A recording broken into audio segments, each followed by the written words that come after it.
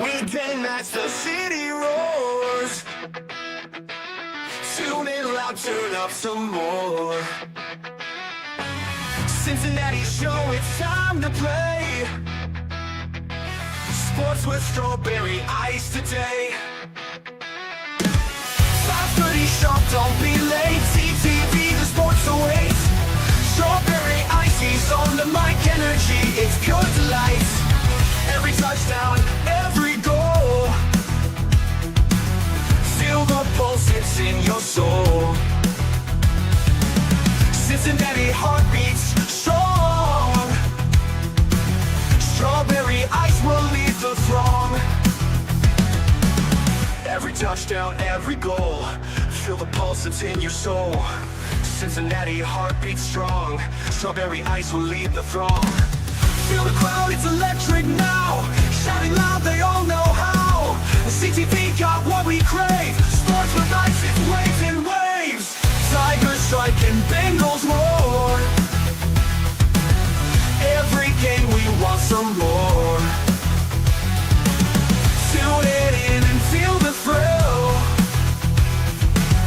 Strawberry ice, he's giving chills. 5:30 sharp, don't be late. CTV, the sports awaits. Strawberry ice, he's on the mic, energy, it's pure delight.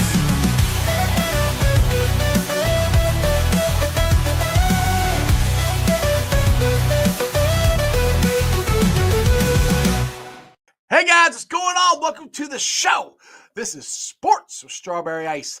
I'm your host, the Iceman, Jeff Turnipole. And as always, I bring you sports from a West Side point of view right here in the great city of Cincinnati, Ohio. And as always, I'm coming to you live from the Ice Cave. And the Ice Cave is brought to you by T Properties. Excuse me, not T Properties. That's the old one. By Priority Landscaping and Lawn. Check them out. Give them a call at 513-430-6114. It's getting warm out there. The grass is starting to grow. You want to get that paver patio, that retaining wall, flower beds cleaned out, whatever. Get Priority Lawn and Landscaping a call. 513-430-6114. You can also follow them on Facebook. What is up to everybody in the chat? Who we got in there first? We got Brad in there. Brad beat Stranger. I don't know how that happened, but Brad's the winner today for the first comment on the show. Brad's in the Stranger's in there. Paul Painter's in there. Jeremy's in there. Holmes, Lindsay, and Tony Blazin. What is up, y'all?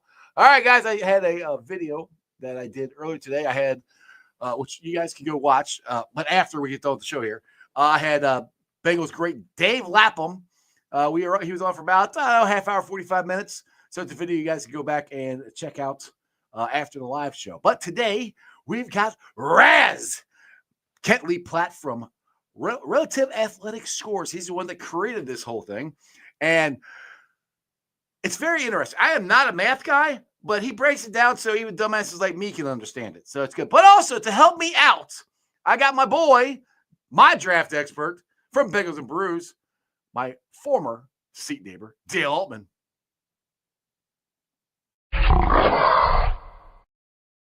Dale, what's up, brother? It's me, Dale. Hello, it's me, Dale. It's so nice to see you. How are you? What's up, buddy? Nothing. Why are we talking like that? I don't know.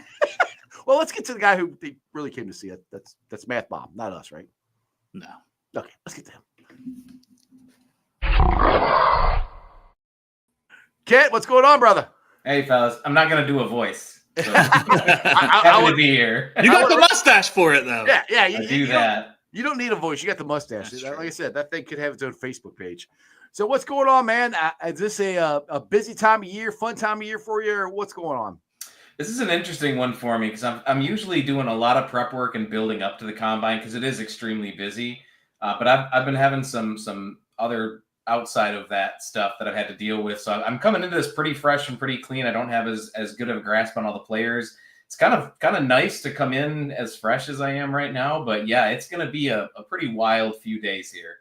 Now, how many phone calls, or do you get a lot of phone calls from different NFL organizations this week to check out certain players or anything, or any advice from they asking you for any advice right now?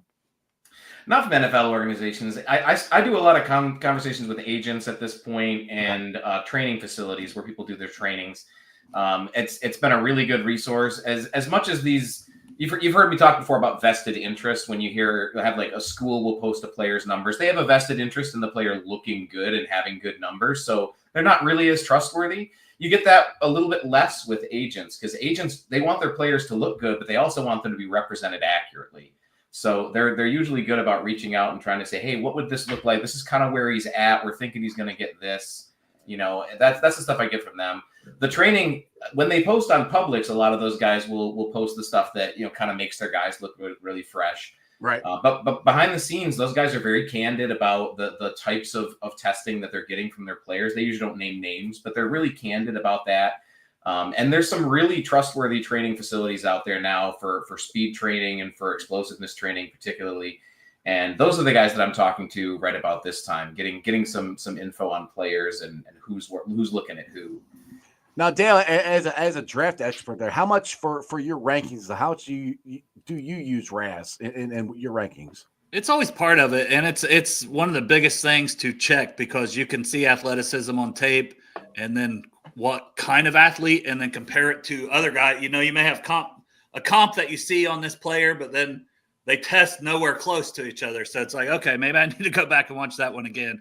And a lot of times, especially if there's a guy who, is 9+ or somebody that's close to that 10, that perfect RAS score, you want to go back and check them out again, because, if they've got that elite athleticism, there's always something to work with there. So you go back and you watch them for a third or fourth time in some instances, and you're like, okay, I see the vision with this. Guys like Shamar Stewart, you can see the talent, but it's also like the sack production, 1.5 sacks at Texas A&M.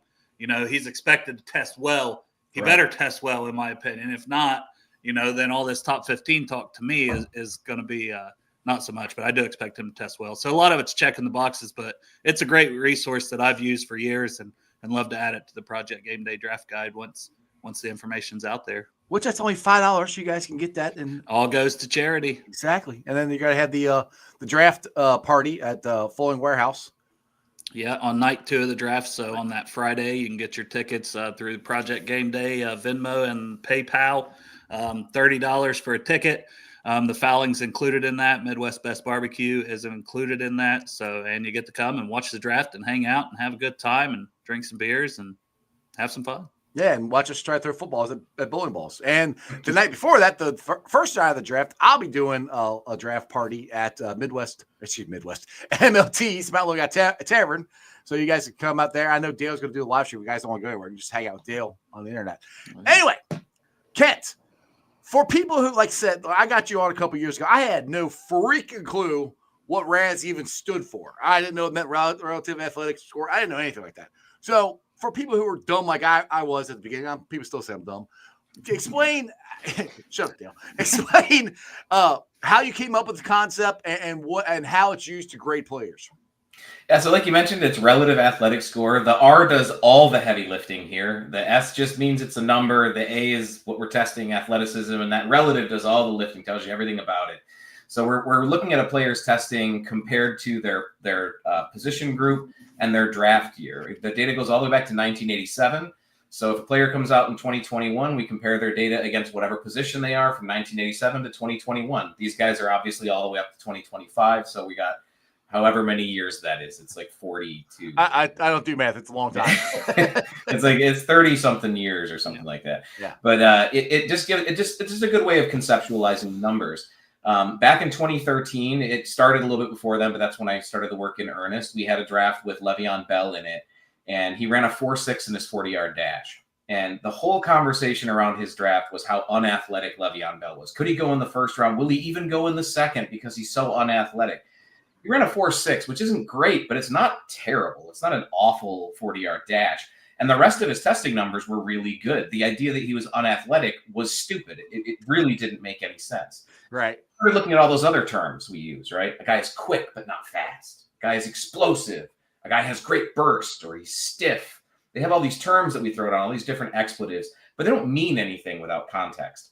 So RAS was an attempt to just add a little bit of context to it. It was intentionally designed to be easy to understand. It's a scale of 0 to 10. Everybody understands 0 to 10. You say 1 to 10, people be like, was 1 good or is 10? Right.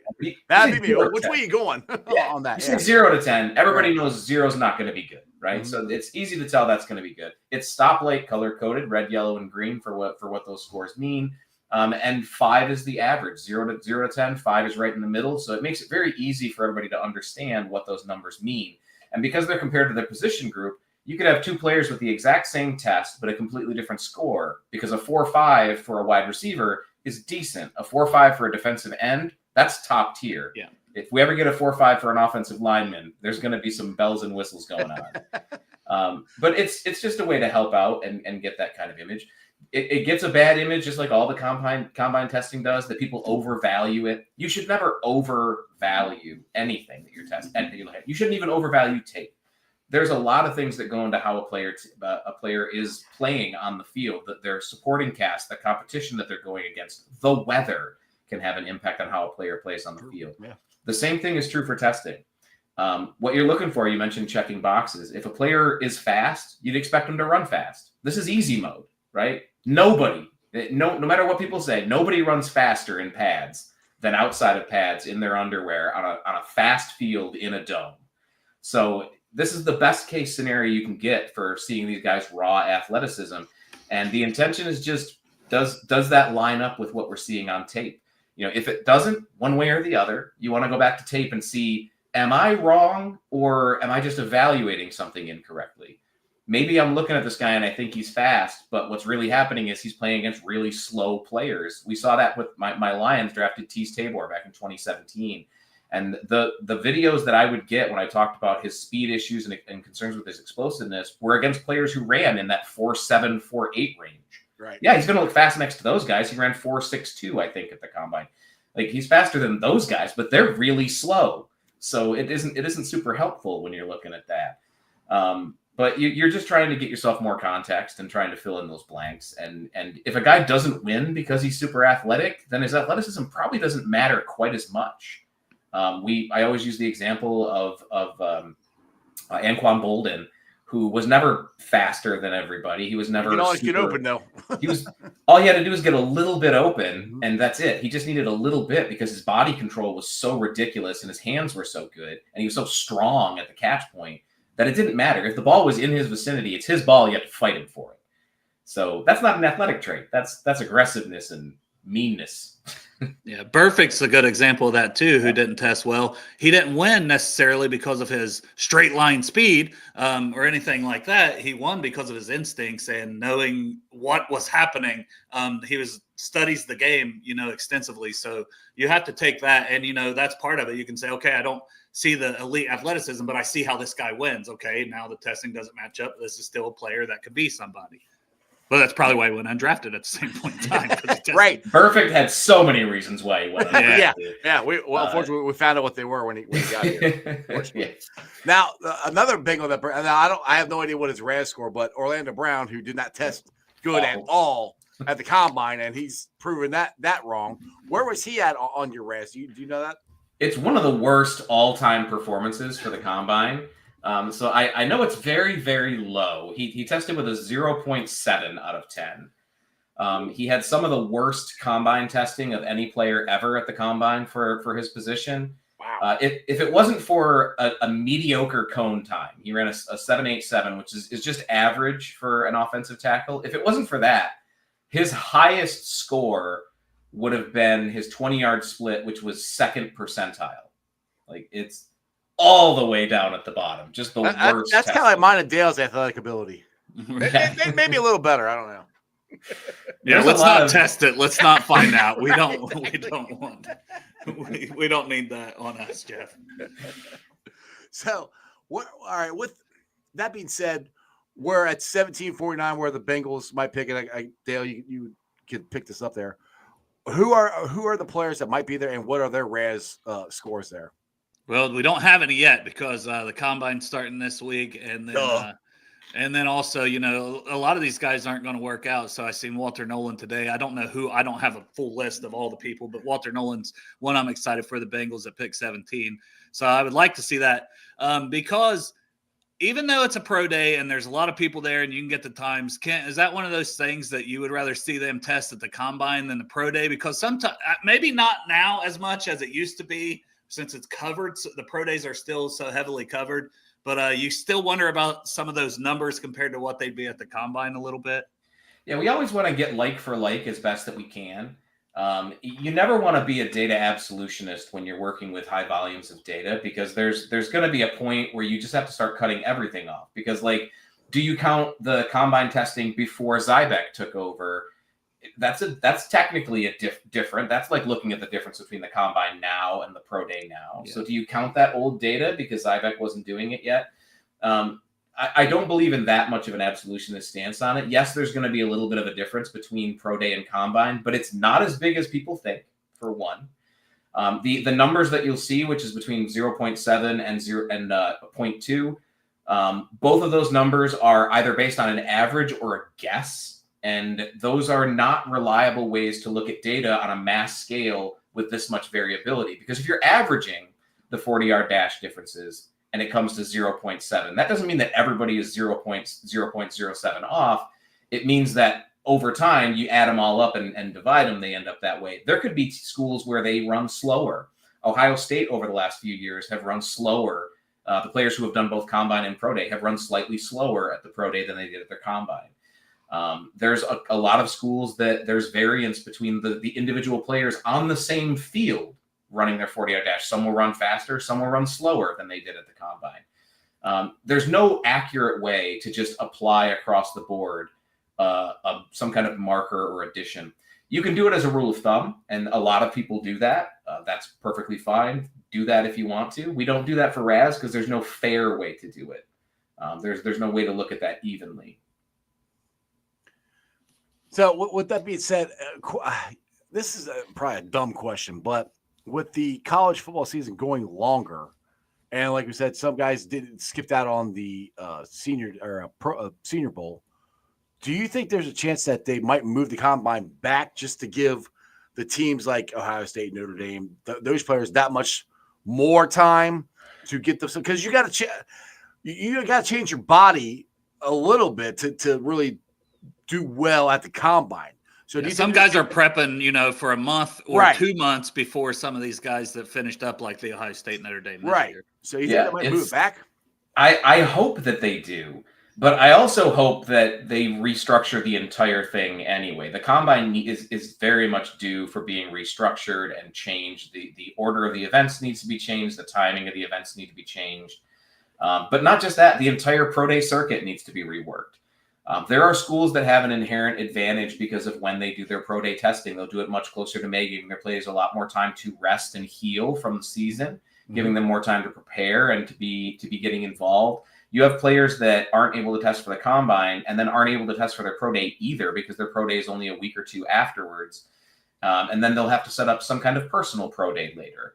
I would love to see, I was actually talking this on Twitter the other day, and I talked about this with a bunch of people at the Senior Bowl, but I would love to see regional combines just like the way that it's done in Canada. Canada's regional combines where all of the different schools in an area get all the players that are going to be testing. They come together. They do one big event.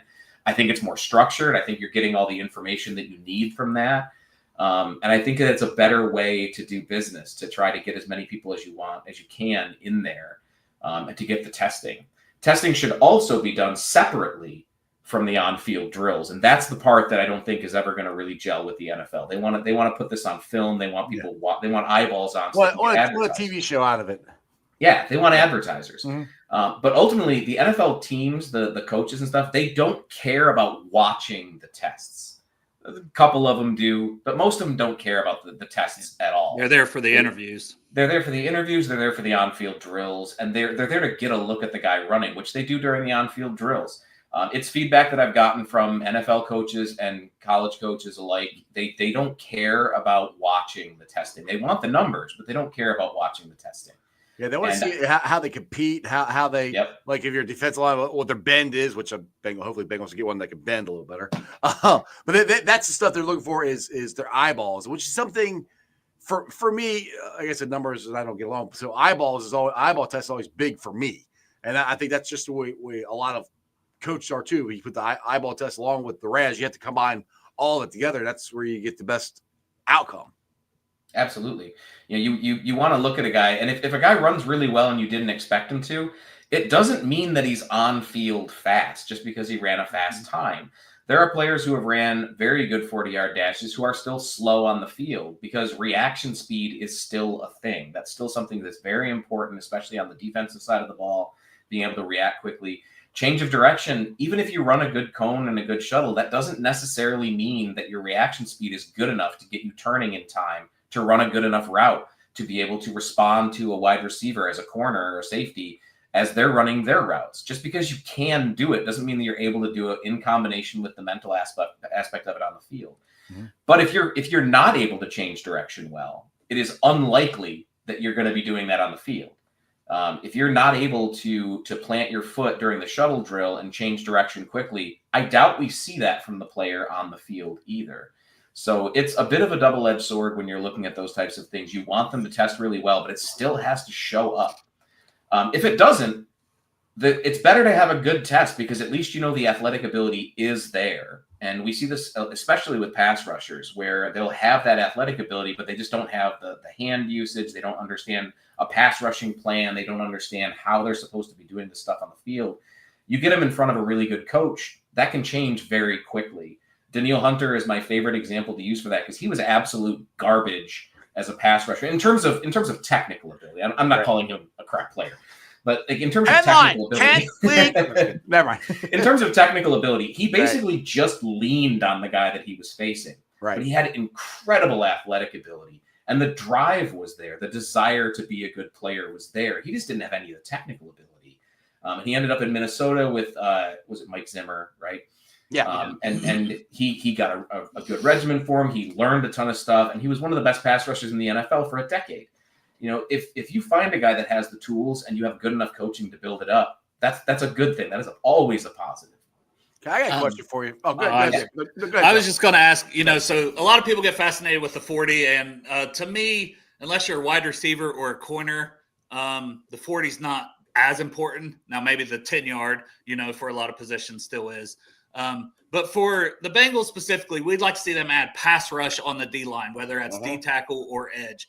What is maybe your one or two most important tests looking at those guys that you've seen translate with these athletic scores over the years that you've been doing this? So there's a lot of different types of pass rushers, and it depends on what type of guy that you're looking for. If a guy tends to win on the edge by bending the edge, and watch Von Miller if you don't know what bending the edge means. He does it almost every play. He's the best in the NFL doing that.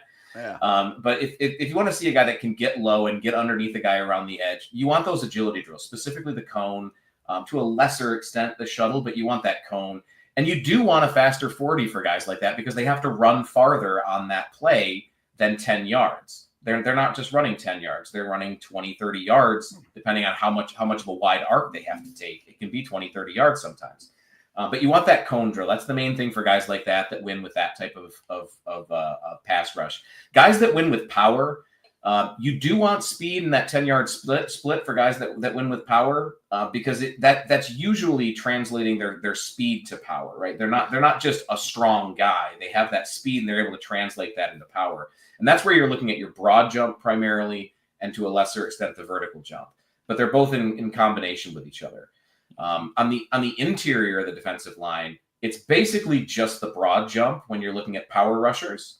And then you do want those cone and shuttle drills for the defensive tackles on the interior who are the quicker pass rushers, the guys that win with speed on the inside. That's that short area quickness that you always hear about. They're able to plant their foot and change direction, but they're also able to plant their foot while they have their arm on a guy and they're trying to gain length and push a guy away. They can change their direction and where that power is being focused very quickly, which allows them to break past. And they're only going a few yards. Right. So the interior guys, the explosive drills are generally more. You want those more unless they're the guy that wins with that quickness. Then you want the agility ones. And then for guys on the edge, if they're a quick guy on the edge, you want that cone. If they're a power guy on the edge, you want those explosion drills. Awesome. Jeff, can I ask one more real quick? Hey, go ahead. I think it was last year we were talking like nose tackle because you see some of these guys and they're more explosive, but they're, 320, 340, it just depends on their build too, how tall they are and things like that. You talked about maybe trying to find something for that. Is that still work in progress or are you a little closer this year? The infrastructure's there. I plan on having that all done. I lost about 6 months due to some medical issues here. So I haven't really done all the stuff that I hope you're doing well now. Yeah. A little bit better. thankfully, I'm healed up enough to do all this stuff, so we're good there. I'm not leaving or anything during the combine. That's good. That's good. So the nose tackles, the only thing that really matters for a nose tackle is your weight, your arm length, which isn't even a scored drill for us. It's on the cards, but it's not scored. And your broad jump and the 10-yard split. So that's 4 things, only 3 of which are scored for RAS. So nose tackles tend to have really low scores because their 40-yard dash doesn't mean a damn thing. Yeah. 40-yard dash does not matter for nose tackles. Right. Nobody should ever tell you otherwise. They still run them, though. They still run them. They do. Well, they run most of it. They're attempting to run it. They jogged their head the last half. The vertical doesn't really matter as much. So we're talking about muscle groups and how those muscles are fired and how they're used. This is where you start getting into biomechanics and how those things work. Nobody's doing a broad jump on an NFL football field. But what a player is doing when they're doing a broad jump, a standing broad jump, is they are going from a standing start and they are propelling their entire weight forward.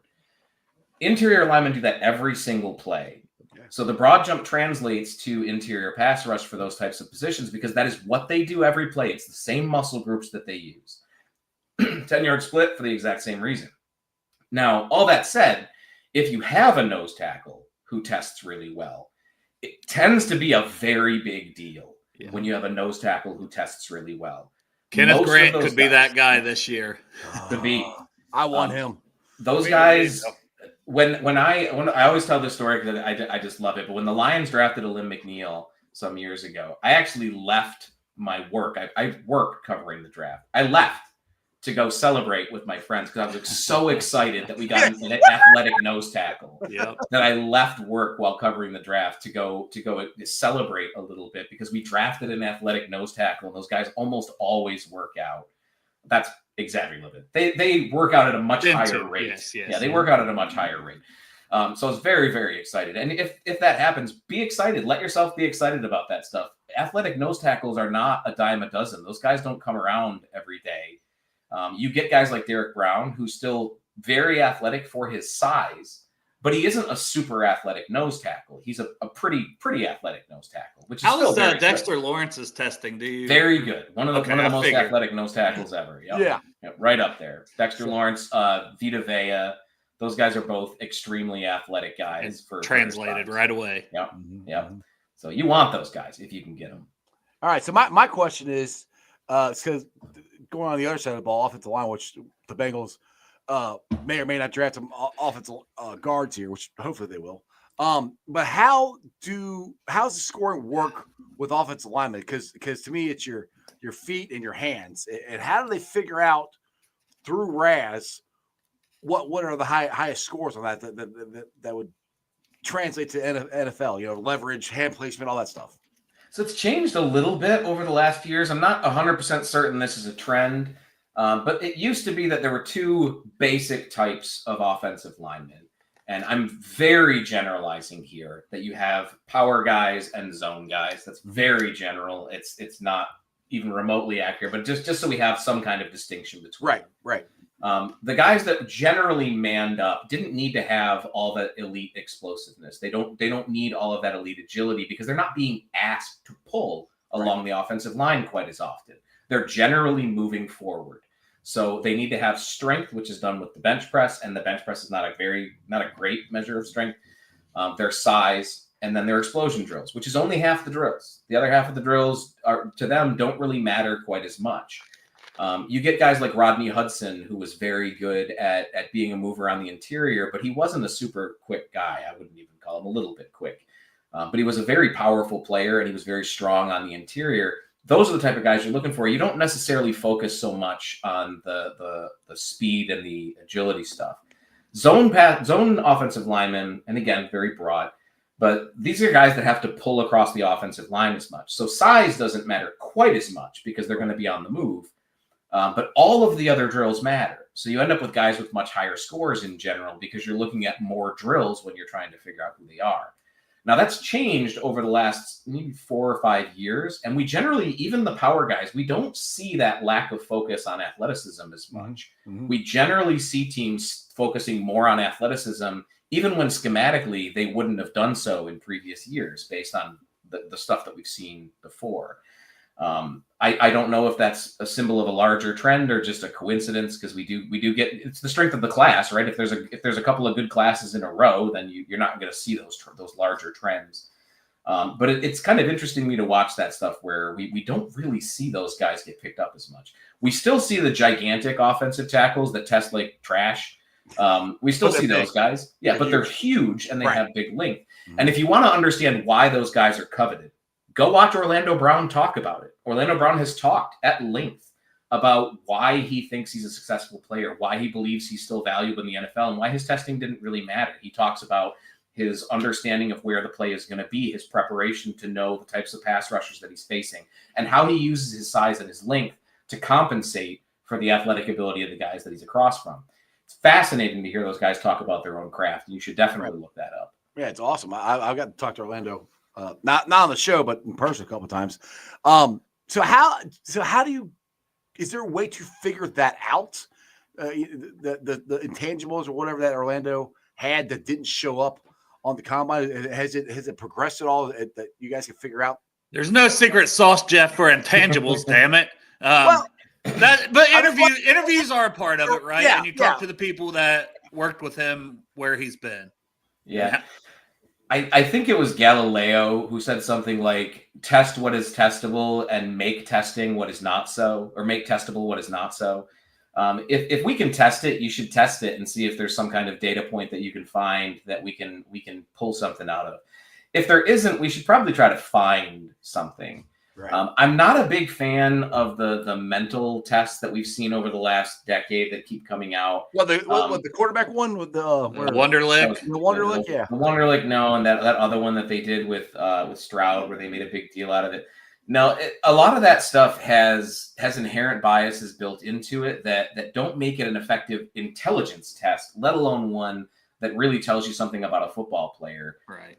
I don't know what the answer is. I wish I had a better idea of what we could do to try to figure out some of those things. Well, then you can make it and sell it and make some money. Right.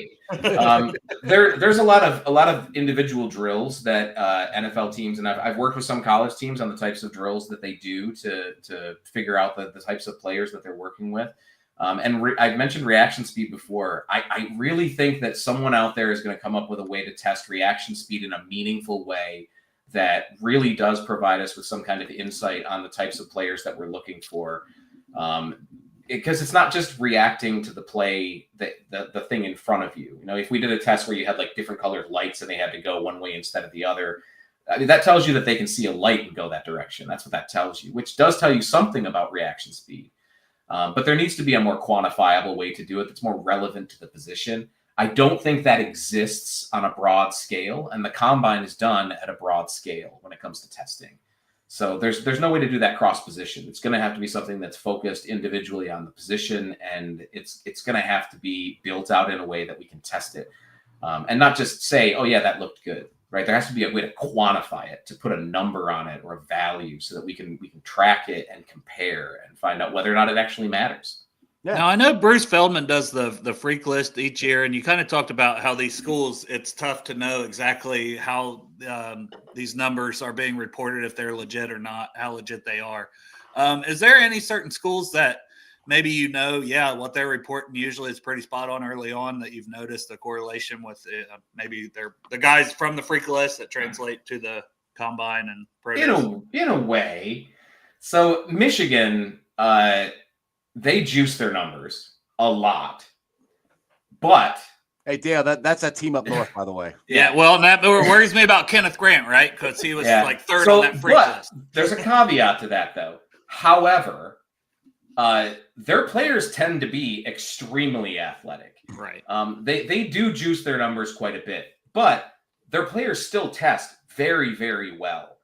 We saw this with Aiden Hutchinson, who the Lions drafted. They said he was running in like the 6.5s or something like that in the cone, and that's ridiculous. But he ran in the 6.7s. That's also ridiculous in a good way. I think it was 97th or 99.7th percentile. It was one of the fastest cone times for a defensive end ever. So, yeah, they juiced his numbers. He still had one of the best times ever. So there's that. Iowa has been on and off. They've had years where they're super accurate, and they've had years where they are nowhere near the actual reported numbers with what they report publicly. And then last year, I don't think they even reported numbers publicly last year. So they've been really weird. But some of the schools that you wouldn't really think about, Rutgers, I know, is almost always really close to what they report. It ends up being the actual official numbers. I don't track the numbers that they say like before players test. I can track what the teams report, what the schools report, Right. Publicly through media, and because that's what I enter until I have the official values. And that's been getting better and better every year up until last year. Last year, I think, might be a bit of an anomaly. A bunch of teams kind of went back the other way. But it has been getting a lot better. Teams are generally, college teams are generally reporting their players as accurately as they can these days. And I hope that trend gets back in the right direction and keeps going that way. How's makes my life a lot easier. How's my University of Cincinnati Bearcats? How do they do that right for you, or do they hide stuff from you? Not the agility drills. The agility drills have been all over the place with Cincinnati, and I only know this specifically because who was it a couple of years ago? It's one of the receivers from a couple of years ago that I was paying close attention to. But they don't do a very good job of reporting the agility drills, but they've done a pretty good job of reporting the 40-yard dash and the splits and stuff. They've done a pretty good job with that. So hit or miss. There's some positives, some negatives. There are a lot of people in the comments here that really do not understand the broad jump. Explosiveness, right? I mean, is yeah. that one of the, Well, the that biggest was- things, Kent? Like, what's a word or two that would? Yeah, so we split up RAS. We split up RAS into categories. So RAS has 10 category or 10 drills that we use for scoring for RAS, and they're broken up by size, strength, speed, explosiveness, and agility. And that's mostly just for ease of understanding, so that we have terms that we can use universally that are used in the same way always, standardized terminology, right? So the explosiveness drills, we're talking about the vertical jump and the broad, and we refer to them as explosiveness because that's the muscle groups that we're testing. We're testing their ability to explode their entire body's weight, take all of their physical weight and push it in a direction, exploding, either straight up or straight in front of them. It shows you the type of muscle groups that they're going to be using every time that they're on a football field. The broad jump I mentioned for offensive linemen, defensive linemen. The vertical jump, even though it's the same thing where you're moving forward, the vertical tends to be a little bit more for wide receivers because they're upright. So Yeah. the muscle groups are more like what you're doing during a vertical And they jump. want to go up and get the ball too. So And that as well, yes. But even just getting off the line, that's more going up than forward when you're talking about the muscle groups, just because they're upright when they're doing it. They're not down in stance, right? So you're looking for the types of muscle groups. The agility drills we break down into the cone and the shuttle. The shuttle is more for start and stop, so that's your change of direction. When you're talking about I'm running this way, the ball is thrown over here, I need to stop and go that way. Because that's what you do during the shuttle. It's the 5-10-5 shuttle. They run 5 yards, they stop, they run 10 yards, they stop, and then they run through. So they have to change direction a couple of times during that. The cone is more for bend. So when you hear about bend, we're more talking about the cone drill, because the cone, they have to bend around one cone, bend all the way around another cone, and then bend around a cone again. So they've got both directions and then all the way around. So that's when you hear bend, that's usually talking about cone. When you hear change of direction, we're usually talking about shuttle, and then explosiveness is just kind of context, right? Speed's the easy one. Strength is the easy one, though. As I mentioned, the bench is not a great measurement of speed of strength. It's an okay measurement of strength. It's a better measurement, in my opinion, of weight room discipline than it is about actual strength. It's so heavily dependent on a player's arm length that I wish we had a better metric for strength. Let's just say it that way. now is the cone drill the same one as when they're running around the hoops, or because they're doing that's a different drill though? That's a different drill. Yeah, the cone drill there, it's called the 3-cone drill. Yeah, there's three yeah. cones, right? I know. Yeah. So they run forward, and there's a cone. They have to go around that cone to the right, and then there's another cone. They have to go around that cone 180 degrees to the left, and then they go around this other one to the left again to get back to their start.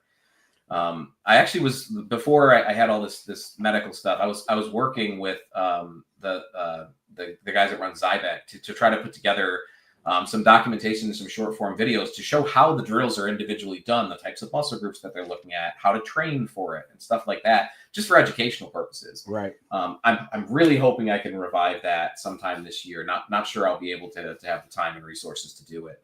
But that type of information, like we talk about it all the time, but most people haven't even seen those drills because they don't televise them, right? They don't put those on TV.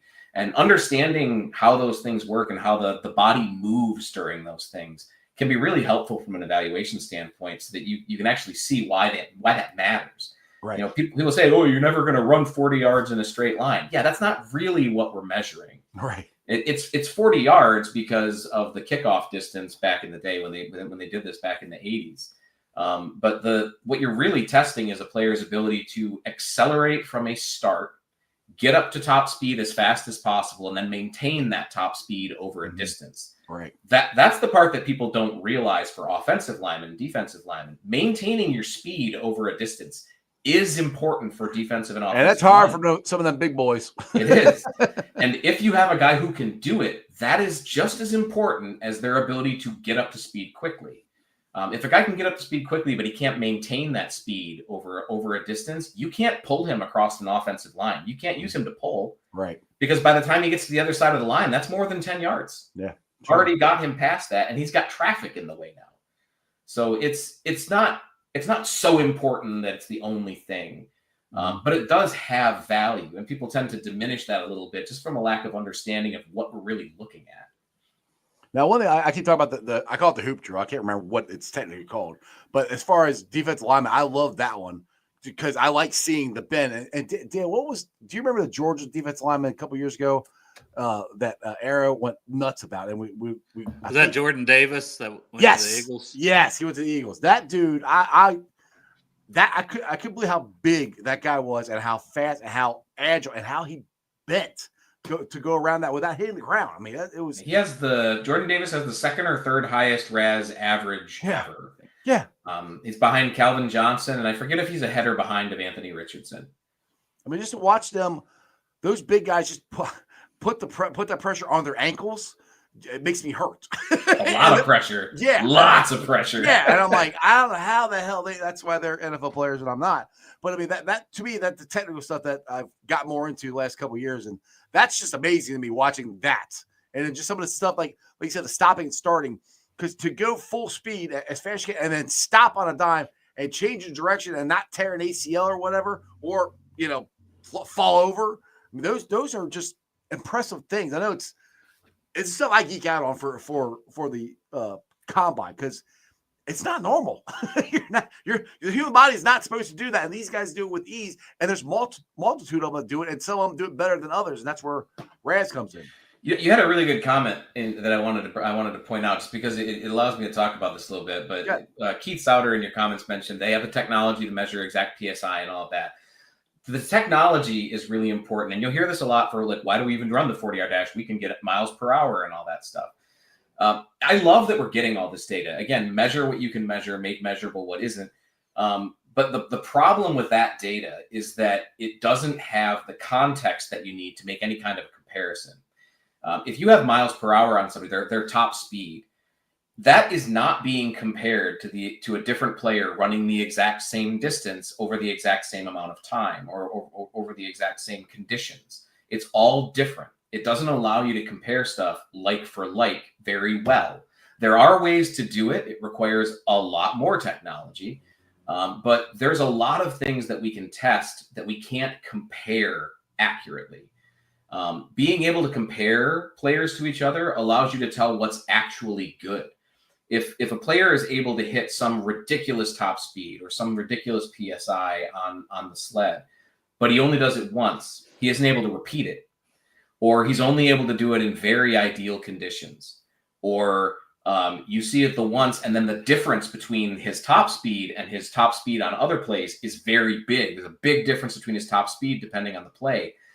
That is something very different from being able to test somebody in a controlled environment in the exact same situation, compare them like for like. And as much as we have this technology, and it's going to get better enough that it will eventually replace all the combine drills. That's going to happen eventually. But why we're not seeing it faster is because of context. We are not able to currently, partially because the NFL doesn't do a very good job of innovating, but we are not able to run drills where we're able to see that type of metric in a comparable way from player to player. And if we can't compare player to player, we can't find success metrics. We Right. need to be able to tell what actually matters. Does this even matter? Finding out that a test doesn't matter is data. That's data that you can use, because then you don't have to worry about that thing. And you can say with certainty that thing doesn't matter. We've tested it. We've looked at the data. We don't care. But if you don't test it, you don't know. You don't know if that's important. And the problem that we have with the current technology is that we don't have the context to be able to accurately compare and track over time. So once we get to the point where we can compare, it's just a matter of time. Right. And that's it. That's all it is. If the NFL innovates all of their drills and starts using that technology in a much more effective and better way, probably in conjunction with the existing drills, we'll probably still have the 40-yard dash. We'll just also do the miles per hour over it.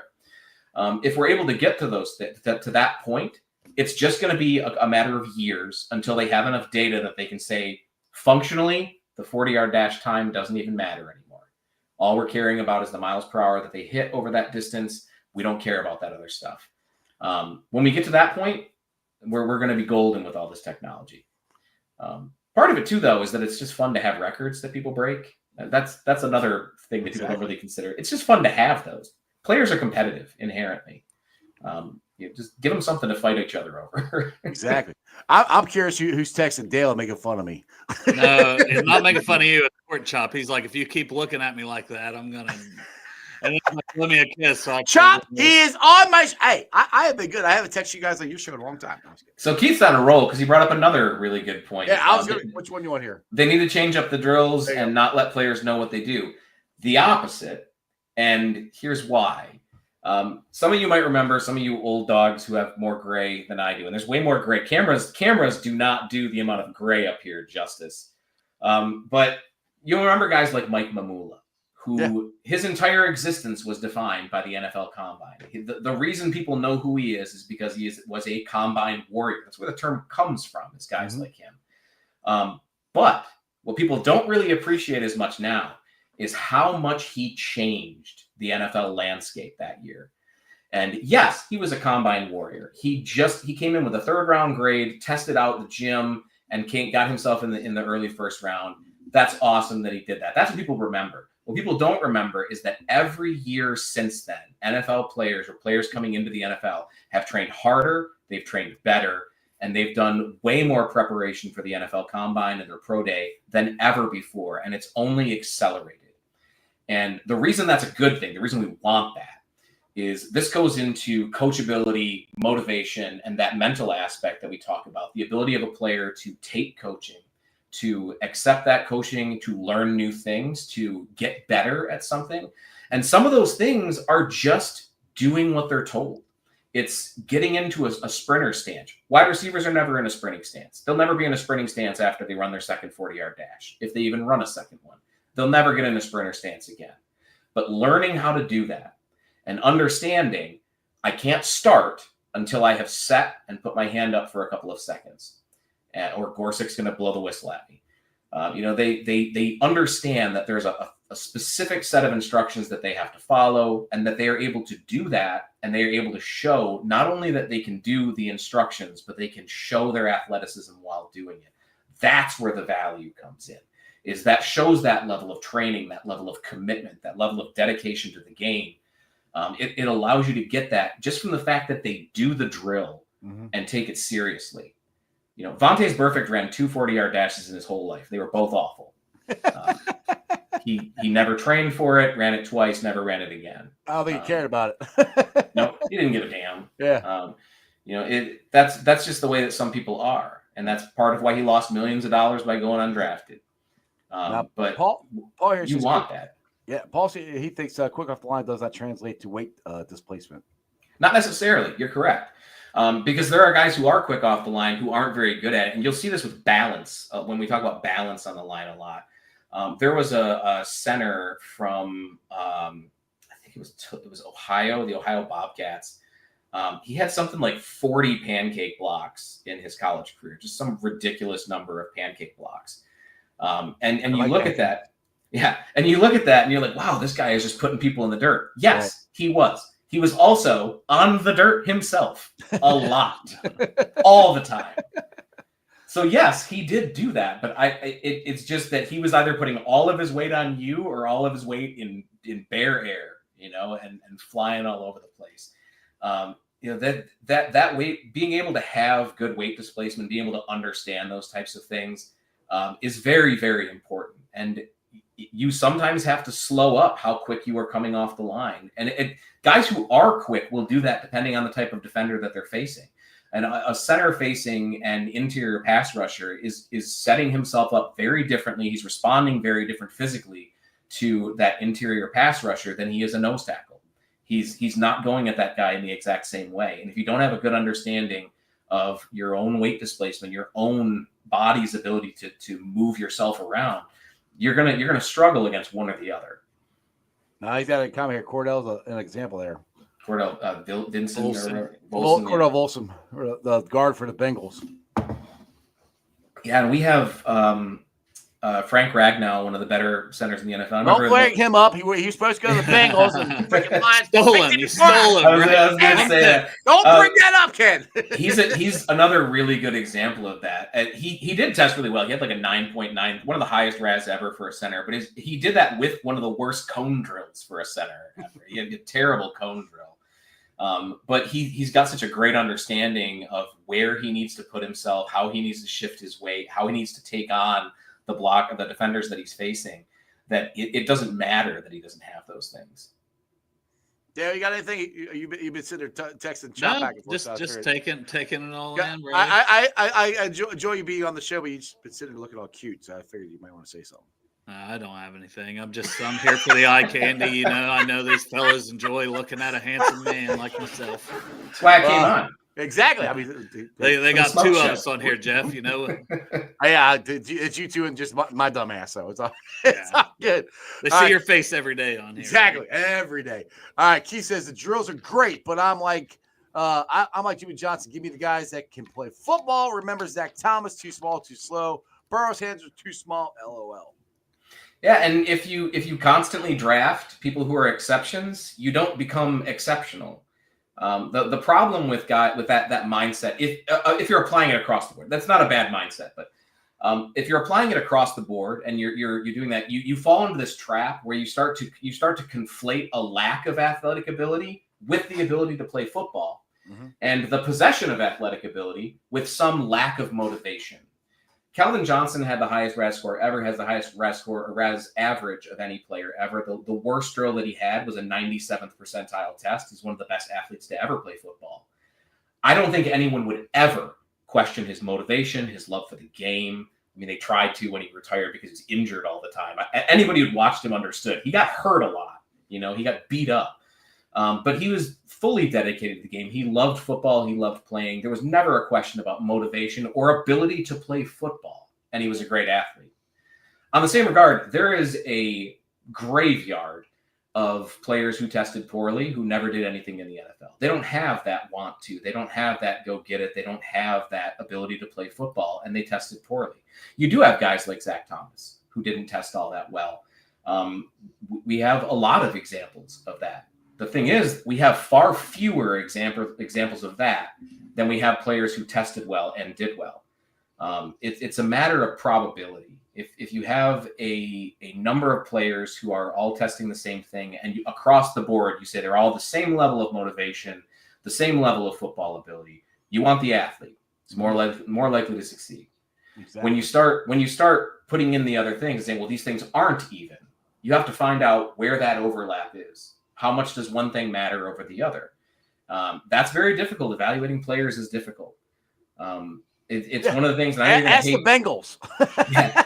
And I know you're going to hate every NFL team. You're going to hate this example, but the team that I always use as an example is the Ravens. The Ravens have been one of the best managed teams in NFL history, but definitely over the last 20 years. And when the Ravens draft a player who tested poorly, I have to question it. I have to wonder if they're seeing something I didn't see, because they've been very good at finding those guys compared to other NFL teams. But they don't just draft those guys. They still draft ridiculous athletes. And he didn't test, but obviously Lamar Jackson's a great example of that. Right. They still draft guys with incredible athletic ability. They just also draft guys that they feel we're getting value at this spot for a guy that didn't test. He's falling because of his testing. We think that he's going to succeed for whatever reason that they're good at figuring out that other people haven't gotten. And they're just very good at doing that. It's hard to be an NFL evaluator, and some teams are just better at it than others. And even like, we talked about Orlando Brown earlier. That's an outlier. You call it an outlier for a reason. There's not. And I mean, if he even tested with a 3 or a 4, there's just not many guys that test that poorly that turn out to be, Pro Bowl caliber players. You see a lot more guys that test 7, 8, 9, on a RAS score, even for offensive linemen. It translates quite a bit. And that's something, I think we were excited as Bengals fans to see Amarius Mims get drafted because we've lacked a lot of athleticism. I know, Kent, when you go back through and you look at all the different teams and like their O lines or their D lines and how they've drafted, the Bengals had been one of the lowest on RAS guys that they had. And I hope that's starting to change. It needs to change on the interior as well. I think Matt Lee tested well also, who they got in the 7th round. So I'd like to see a guard that we draft have a good RAS score because I do think it matters. So let me give you an example of just how big of an outlier Orlando Brown was. He has the lowest RAS score of any offensive tackle Pro Bowler ever, or at least I think actually this just goes back to 2000. So since 2000, he has the lowest RAS of any pass. No, it does go back all the 88%. Lowest ever for any Pro Bowl offensive tackle.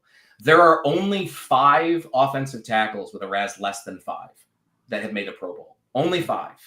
There are dozens over 9 and 8 who have made Pro Bowls. There are only 5. Of those, that's the data. When you look at that and you say, "Look at that's why it is." Yep. It is. Why it works. I mean, tape does matter. No one's saying it doesn't. No. But you got to use another resource. You got to use both. Yes. Of those 5, to make that even further, of those 5, you have Orlando Brown from 2018 and Trent Brown from 2015. Very similar types of players in terms of body type and the way that they play. The other 3 players were from the 90s, and 2 were from the 90s, 1 was from the 80s. Great. So lately, it's just not a thing that happens very commonly. It's not. Sorry, I apologize. It was 6, not 5, but the same point still stands. Very, very few. Right. Whereas, like on my Pro Bowl page, I have 2 whole pages just of players over 8. The first page is all guys over 9.3. The second page is guys over 8, and then my third page is just the guys with yellow and red. So I think it's 20 players per page. So it's 40 players over 8 and then 6 under 5. That's a big difference. And the difference there too is that those percentiles aren't equal. Over 8 is the top 20%. Yeah. Below 5 is the bottom 50. That's the bottom half. Wow. So it's also that's also something I think is that's also a very big difference in the number of players. Right. The hit rate is significantly different. Much higher. So Keith's got one last thing to say. I agree, Kent, but I guess my point is you can't go fully on athletic ability or just football players in college. No matter what you do, it's a crap. And that's kind of where I think what you're saying is you don't situations matter too. I mean, that's where you go and who's developing you at that position. Yeah. I'm going to give you an exception. I'm going to give you an exception. So I always talk about this because being the athletic testing guy, right?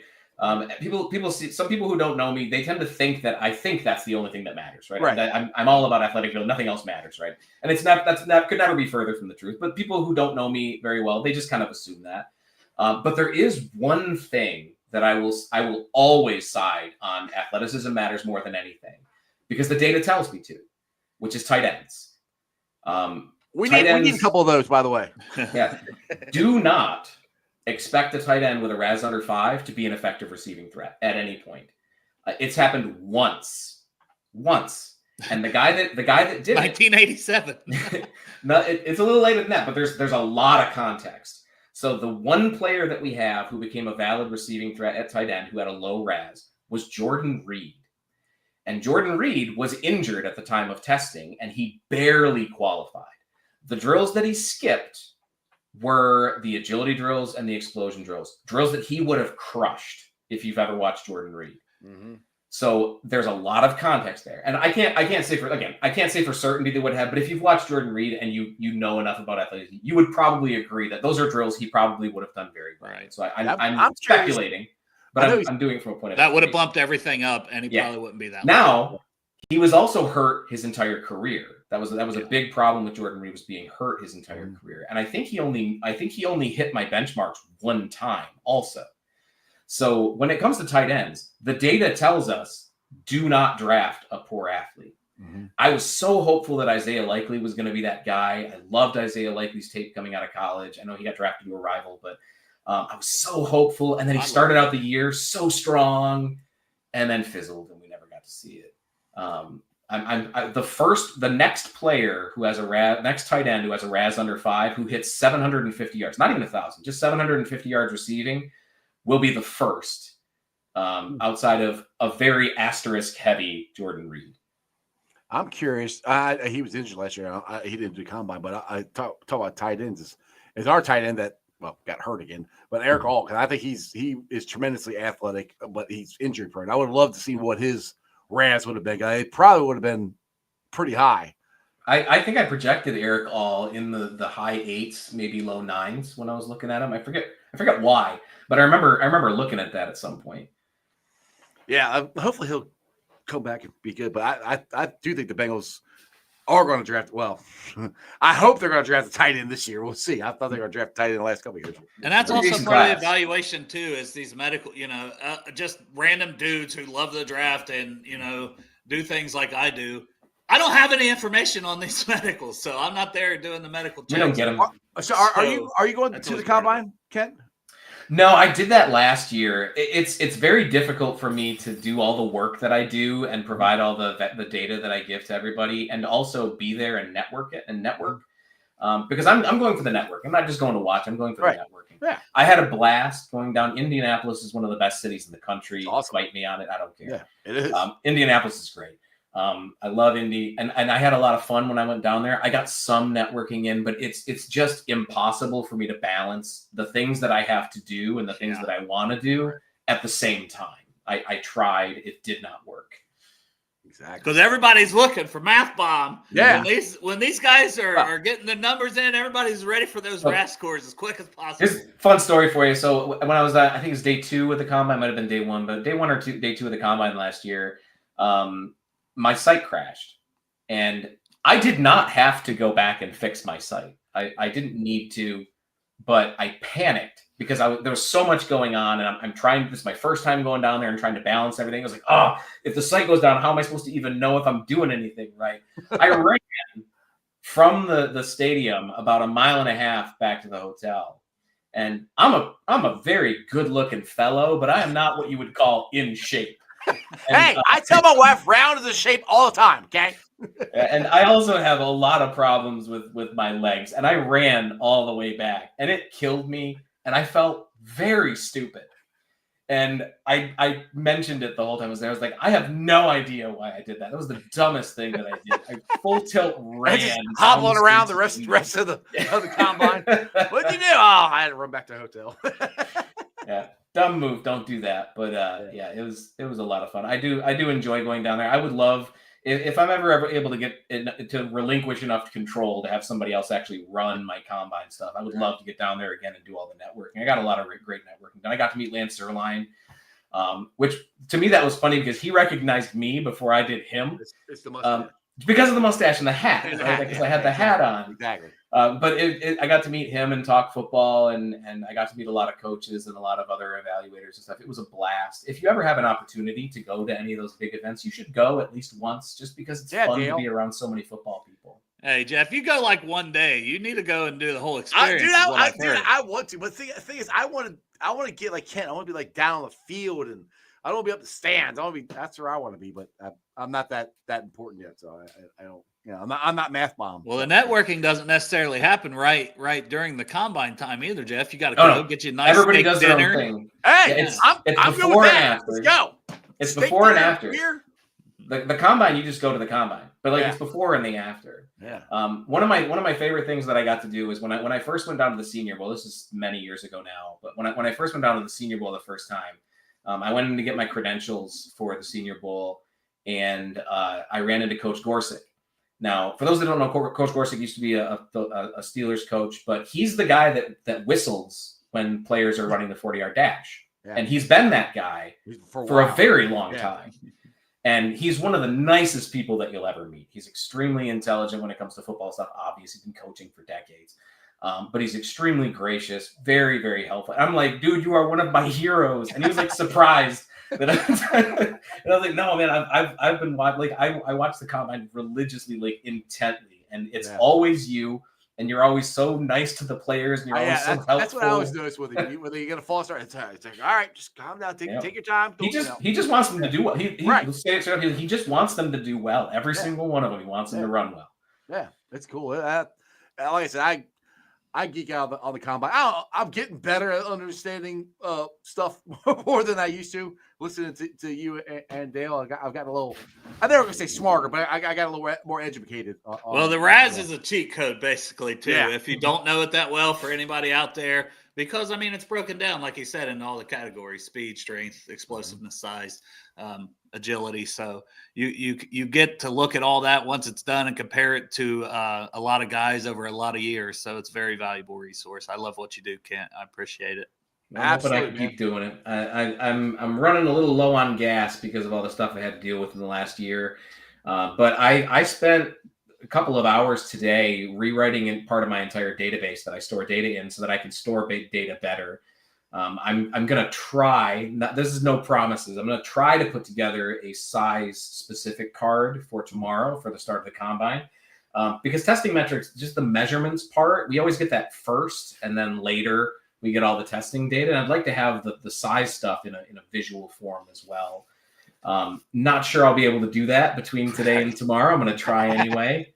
But if I can get that up, then I can actually post the measurement cards as we start getting the testing measurements from the physical measurements for people. I think that'll be valuable for people that they just want to get that early look at, like, okay, this is the size or whatever. And if I can do that, I can break other stuff down, provide additional scores. I can do the speed and then get like the calculated miles per hour, the calculated acceleration, and all that stuff. I can put all those things on their own cards and put all that stuff up. So I'm getting a little bit more motivated right now than I have been over the last few months. And I'm gonna keep doing it till it ain't fun. That's always been my thing. I'm just gonna keep doing it till it ain't fun. So, where can people put their application in to help you out?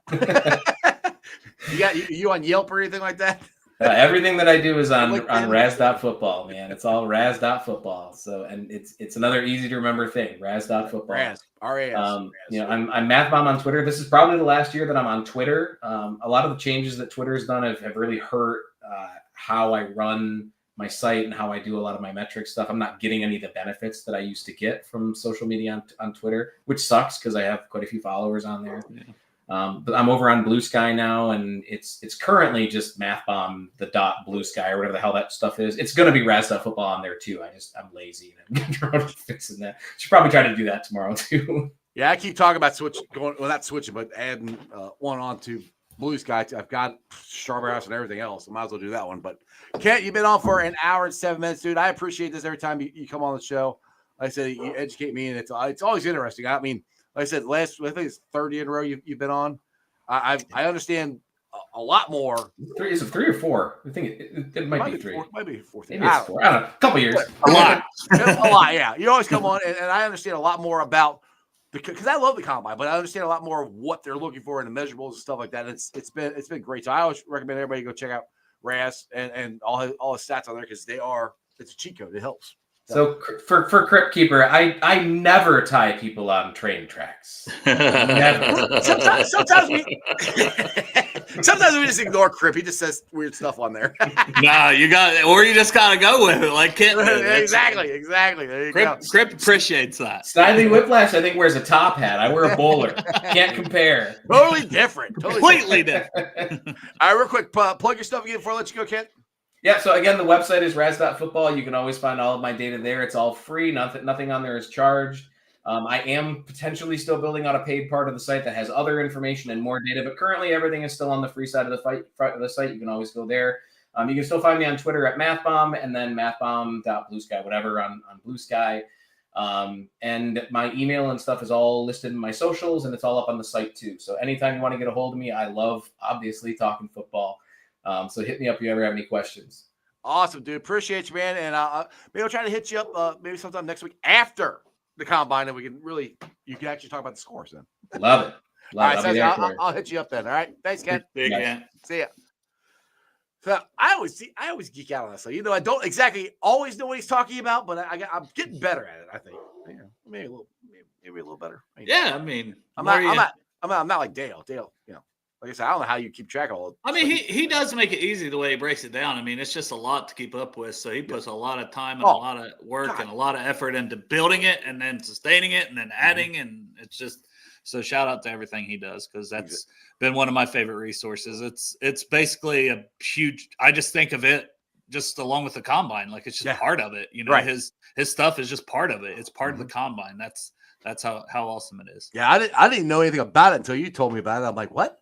You're like, yeah, it's RAS. I'm like, we out a couple years ago. We talked about it. Like, all right. And then I reached out to him and got him on the show going, shit, I need Dale on here. So I know what I'm talking about. Well, I remember he came on a couple years like after the show when after day 3 and undrafted free agents was rolling in, and he's got stuff on these guys. I hadn't even heard of some of these guys were signing. He's rolling. I remember the tight end. That guy never did anything, but his RAS score was like a 0.3.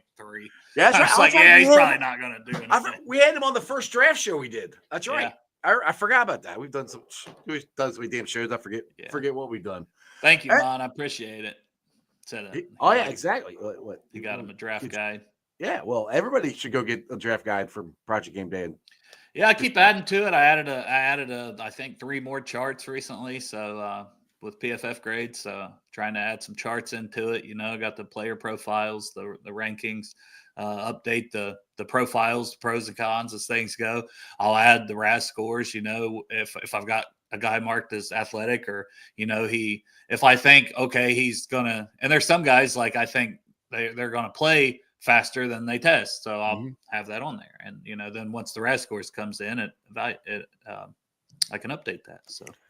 And you put a lot of time and effort into it. Like I said, I don't know how, I have a hard enough time doing my show every day and trying to get guests. Like, I don't know how the hell you do it. I just basically keep up with it year round. That's just the only way to do it. So like when I started doing it last year, I just started on the, like I've already got 2026. So players that I had, had started writing up a profile on, I've just moved that now to a document for 2026. So I've already got a base to start with there. And then once this draft ends, I'll really start hammering that. So, and he's in the garage, not the basement, the garage. Yeah. I'm down in the garage. There's still a lot that needs cleaned up, but I said, screw it. I'm getting tired of being in that damn house. And so he wants his man cave back. Gotta have it. You gotta clean all the mud out still, or? I mean, I got a lot of it cleaned out, but I mean, there's still a lot I could scrub. Damn flooding. Yeah, I mean, like I said, I've lived here for almost 15 years, and I mean, there's a creek behind the house, and that was always something. So, like I told you, I haven't said this to anybody else, but it was like that we couldn't get the garage insured because it had flooded before in like 93 or whatever, Right. But it's like it hadn't flooded since then like that, but still couldn't get the garage insured. And then when it rained like a son of a bitch the other day, it flooded. Yeah. That's the first time in 15 years I've had it flood like that in here. So pain in the ass, but I think I might, like I said, my push motor was broken, everything. But it might be coming around, so I'm gonna mess with it. And I'm really? So, yeah, I cleaned some stuff out on it. I mean, it hasn't fired up yet, but I'm thinking maybe I can get it to fire up. So, I think you should do, dude. That's what you should do. You should do a Bengals and Brews live on your show and see if you get the motor to fire up. Wow, Greg does the dot bot. Yeah, it's Greg doing the dot bot and me cussing at my lawnmower. What a show, right? Show. I want it. It's Bengals and Brews, right? By the way, I didn't know. I commented this on the show yesterday, and I didn't get to hear you guys answer. You guys can actually join the Brew Crew, which I thought was pretty cool. Yeah, I set that up like a couple years ago. We only got like a few people that do it, but I appreciate it because it's like, I don't know, I think it's like $5 a month because I don't do that stuff on Twitter or anything. But I thought, somebody that watches the show, you can just set up for them to be a member. I mean, you should be able to do that too if anybody would want to. And I don't set and beg people to do it or really anything like that. But it's just something I put, not jack shit. It's just basically a way to show support to the show and help. I mean, I'm just being honest. I thought about it too, and I'm like, yeah, you can do extra fee. It shows that you're a member and your thing is green. So I always said, like if we're interviewing somebody like a player or something and that person asks a question, I try to get their questions. But other than that, you don't really get shit. But it's a way to support the show, help pay for streaming. Oh, yeah, exactly. I thought you might put some extra like draft stuff on there or something. So I could. And I don't like. I already with the draft guide. I already I do it for Project Game Day for the charity. I don't make any money off of it. It's just any money goes directly to that and helping getting people with disabilities and military veterans to Bengals games last year was pretty cool doing that. So there's no chance in hell Jeff is doing the dot. Well, I won't say no chance in hell. I can do the dot, but I'm not doing it here. I got too much shit around me to break. Yeah, Jeff will have to break that out at the draft event or something. Yeah, maybe I'll do it when I win the whole thing at the Foley tournament. Me and Maddie, we're gonna team up. Well, I don't think it's a tournament, so that way people can rotate in and out. Yeah, we're not doing an actual because it's free for everybody to get in. If we're going to do a tournament, then I thought it was teams, a tournament. And I was going to come in. Me and Maddie, we were going to. People could probably set something up. You know what I mean? We're going and get our arms loosened up and practice out here. Like I'm sure somebody could set up like a mini tournament and take a couple lanes and just roll through it with 10 people and do what they want. Like there's a lot of things that can be done. There's going to be 10 lanes that are bought and paid for already. So when you come in, that's just part of it, and you also get some Midwest Best barbecue. Great management. I can't even read this. Now you can become a member. Become a member on the YouTube for Bengals and Brews, and you will get some jack shit. I gotta read this for the podcast. So it says, "Great Bengals and Brews. I've been trying to find out where I can get some jack shit." So there you go. I got it. Oh God! On that note, I'm gonna let you go down. Hey, you got a show Friday? Yeah, we'll do a show Friday. Hell, I don't even know what we're talking. Oh, we'll probably talk about the combine because the on-field stuff starts tomorrow. Yeah, and that's going to be the D-line and linebackers. I think are tomorrow. So we'll have some of those. Maybe some of the RAS scores will be up, so we can look at some of the big winners. But we can look at some of the testing. We'll probably do that on Friday. So it'll be a draft-heavy show on Friday, and then on Monday we usually do Monday, Friday at 3:30. Monday I think we're going to look at free agent safeties because free agency is rapidly approaching. I got a question. James Rapine put this out, and I know we're well over time here, but James Rapine put this out about different guys he might trade. And he's not saying the Bengals are or aren't going to trade him, but he put Geno Stone out there as a trade man. And that intrigued me because I think if he doesn't fit what Al Golden does, which I don't know if he does or doesn't, you might be able to get a 6th, 7th round pick for him. I mean, might take him. You don't think so by that look? I don't know. No, I just don't know. I think they're going to keep him from the sounds of it, but I still wouldn't be surprised. And see, I don't think they're going to be actively looking to trade him. So it would have to be a combination of things, I think, for him to get traded. And it would be a conversation now. They'd have to find a guy that fell to them in the draft. Like, let's say Xavier Watts fell to the 2nd or 3rd round, and Al Golden says, shit, I got to have my guy. And they take Xavier Watts, his Notre Dame safety.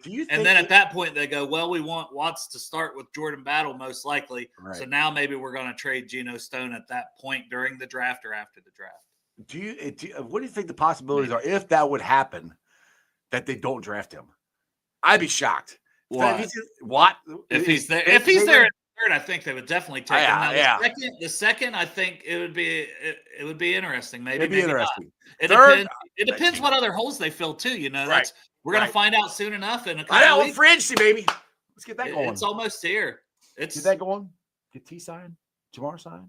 Let's go win the damn time, man. It's go time. I love this time of year because you got free agency, then the draft, you got the combine right now. So it's just boom, boom, boom, boom, boom. There's a lot going on. And it's not, I mean, for the off season wise, this is a great time. Then it kind of slows down again. So and then we get to go watch mini camp stuff. At least I do. Yeah, when it gets here though. Yeah, there's like after the draft, there's a good couple months where there's not much going on. Well, the rookies come in like that week of. There's a little bit here and there. You're right. I go watch them. And that's kind of fun, but it kind of slows down after that. Either way, Dale, the chat's blowing up. Well, you guys have a wonderful day, and subscribe to Bengals and Brews, and make sure you join the Brew Crew so you can get jack shit. No, you don't have to do that. Yeah, you get jack. But if you want to, you can get jack shit for $5 a month. Hey, Chop, we got a new shirt for you. It might not even be $5 a month. It might be. I don't even know. It was $4.99. Okay. Because I was on my computer. I never see it. I always watch you guys on my phone, or I cast it to the TV or watch it on my TV. And I was getting ready for my show, so I was watching it on the computer here. And then I'm Well, like, it's kind of like, oh, to me, it's hell like, yeah. okay, so super chats, if you're thinking, oh, okay, I'd like to give those guys a super chat every now and then, or you could just do the Just $5 donate a month $5 every because month, yeah. it's like, hey, these guys are going to do 2+ shows every single I got week. it. I get this. What you can do, Chop for $5.99 a month or $4.99 a month. Chop will just give you one shirt that says I'm part of the Brew Crew member, and all I got was this T-shirt. It's jack shit. Yeah. That's what you can get. See, Chop will be going out of money real quick. I'll be like, damn it, how did I get it right? Shit you're doing. Oh, dude. All right, man. Thanks for having me. Yep. See you, dude. Later. All right, guys. Hope you enjoyed that. Much as I did. Go follow RAS. Of course, go follow Dale and Chop and BSG on Bengals and Brews. And you can be a part of the Brew Crew, official member. Yeah. I saw it the other day. I'm like, I didn't like. Anyway, I thought it was funny. Guys, thanks for watching. I've been live shooting on ZTV, YouTube, Facebook, X, Twitch. Follow me on all those, along with Instagram, Threads, and TikTok. Mon just said in the chat he's going to go back and watch my interview I did earlier today with Dave Lapham. It wasn't live. I just did a video with him. Like I said, it's about 30, 40, 45 minutes. It's really good. We talked about his thoughts on what Zach Taylor and Duke Tobin thought, and he's kind of on the same mindset that I am. And we think they're going to fix this, and we're going to go into Dan Lombardi. But it's a lot more interactive. So go watch the video. It's on there. I appreciate you guys doing that. And shout out to my wonderful sponsors. They are Priority Lawn and Landscaping. Now, like I kept saying, the sun is coming out. The sun is out. Well, the sun is down now. But the grass is going to start growing. You need that grass cut.